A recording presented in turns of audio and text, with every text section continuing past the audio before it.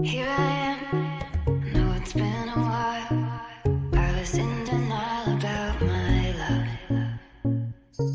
Here I stand, I know I walked away. Had to find a place. Hi guys! Welcome back to my YouTube channel. So first, pumunta sa browser and i-search ang youtube.com. Then next, pindutin ang your channel.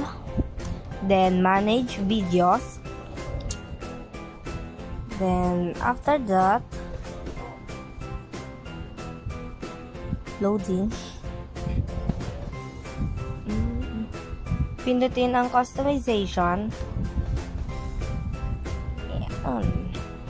Sorry, loading, mahina internet.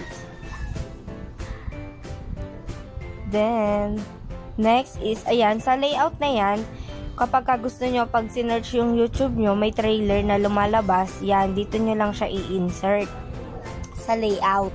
Kung anong video yung gusto nyo na i-insert for trailer. Tapos, kung gusto nyo naman yung sa cover photo naman yung papalitan nyo sa YouTube channel nyo, pindutin yung branding. Tapos, yan yung sa banner image, change. Tapos, click nyo yung change files, tapos kung saan nakasave yung picture na gusto nyong ipalit sa cover photos nyo. Then, yun, nakapili na ako. Nakasize na siya yan, then i-done ko na lang. Tapos, kung napapansin nyo, meron din diyang profile picture. Pwede rin kayo magpalit ng profile picture kung gusto nyo. Yan, change lang din, ganun lang.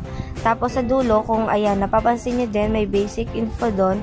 Pwede nyo siya i-click, tapos pwede nyo siya maglagay kayo ng information nyo. Like, share, subscribe, comment, done. Tapos, back na kayo sa account nyo, sa YouTube channel nyo.